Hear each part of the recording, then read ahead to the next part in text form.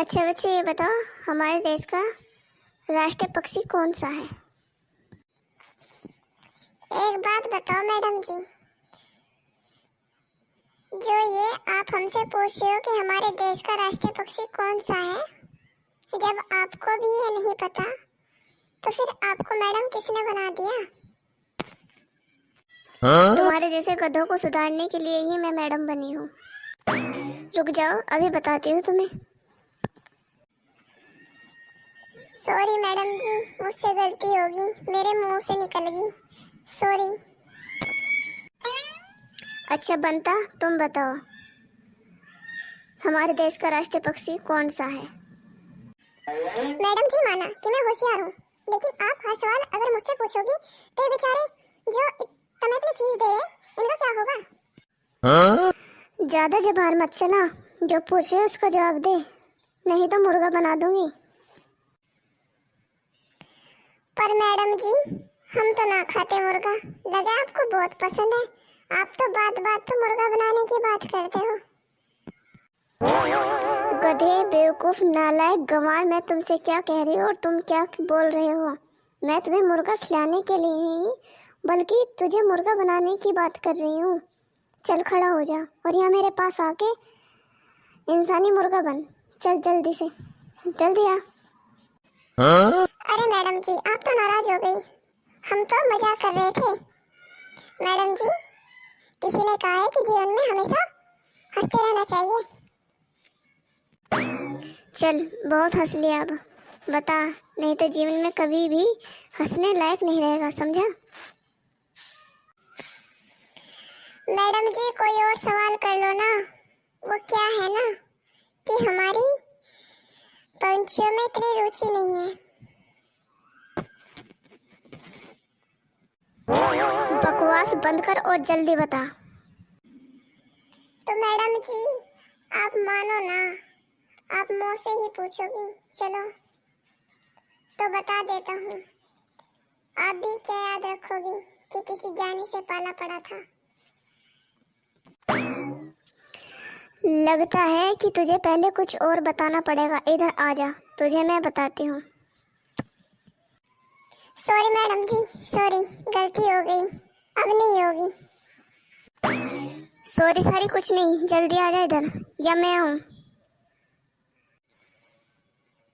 ठीक है मैडम जी, आता हूँ। बताओ मैडम जी, क्या दे रहे हैं? अभी देती हूँ, रुक जा। अपना मुंह गेट की तरफ को घुमा ले। ना मैडम जी, मुंह में परों ना करो, क्या पता तुम मेरे पीछे क्या कर दो। ठीक है, हम आगे ही कर देंगे। सॉरी मैडम जी, सॉरी, गलती होगी मैडम जी, अब नहीं होने की। अब बता दूंगा, राष्ट्रीय पक्षी का भी नाम बता दूंगा, राष्ट्रीय पशु का भी नाम बता दूंगा। मैडम जी एक बात छोड़ दो, गलती होगी मैडम जी। अब बोलेगा ज्यादा? जितना कहूँगी उतना बोलेगा ना? हाँ मैडम जी, अब उतना ही बोलूंगा, अब छोड़ दो।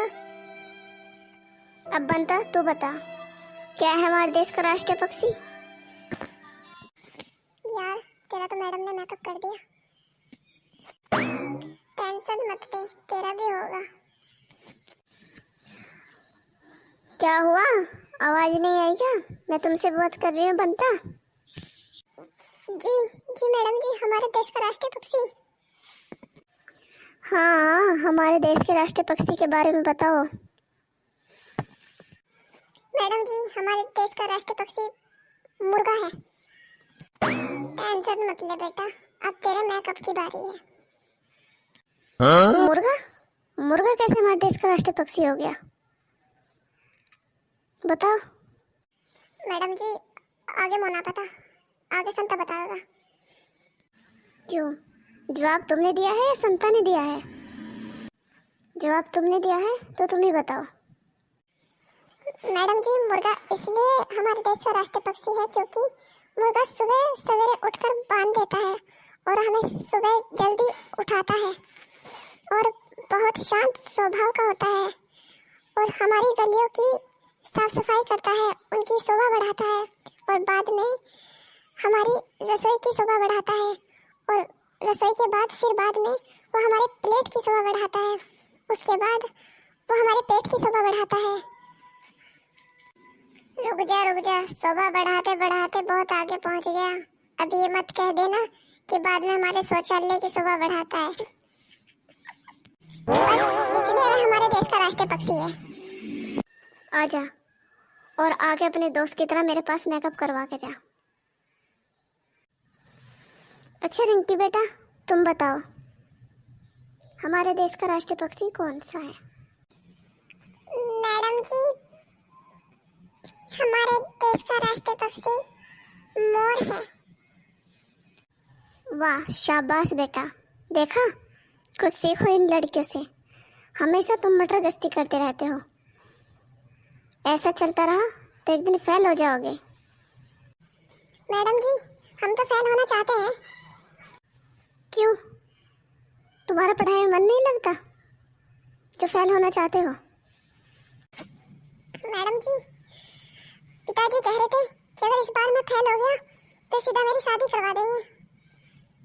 तुमसे तो बात ही करना बेकार है। अच्छा चलो अब ये बताओ हमारे देश की राजधानी क्या है? यार ये तो घूम फिर के हमारे पीछे पड़ जाए। अब इसको राजधानी का नहीं पता, अब राजधानी बताओ। सही कह रहा है यार, इसे तो कुछ भी नहीं पता, किसने बना दिया ऐसा हमारी मैडम। अच्छा मैडम जी, आप एक बात बताओ, आप घूम फिर के हमारे पास ही क्यों आ जाते हो? जल्दी बताओ हमारे देश की राजधानी क्या है? मैडम जी, हमारे देश की राजधानी गोवा है। एक काम करो, तुम यहाँ कर क्या रहे हो? तुम अपने गांव जाओ और वहां जाकर खेती बाड़ी करो। तुम पढ़ने लायक नहीं हो, तुम तो कहीं मजदूरी करने लायक हो। तुम्हारे माँ बाप बेवकूफ़ हैं जो तुम्हें पढ़ा रहे हैं, अपना पैसा बर्बाद कर रहे हैं, क्योंकि तुम्हारे पास पढ़ने के लिए तो कोई काम ही नहीं है। तुम तो बस आवारागर्दी करने के लिए बने हो। अपने गांव जाओ और गांव जाके खेती करो। नालायक, गधे, बेवकूफ।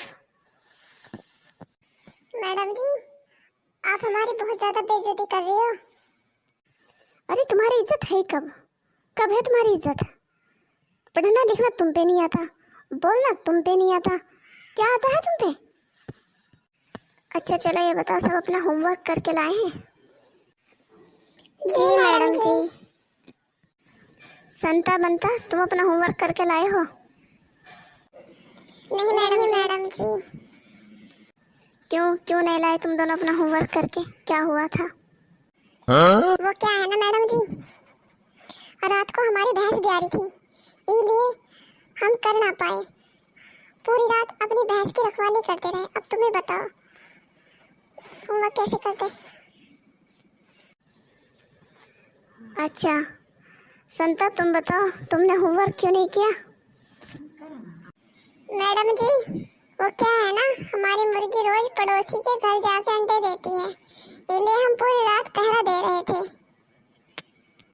तो आज तो नहीं दे तुम्हारी मुर्गी ने पड़ोसी के घर अंडे? नहीं मैडम जी, वो क्या हुआ ना कि रात को लाइट नहीं आई, रात में खुद पड़ोसी के घर चला गया और मेरी मुर्गी भी। जब वह अंडा दे के घर आई तब मुझे पता चला कि मैं तो खुद पड़ोसी के घर था।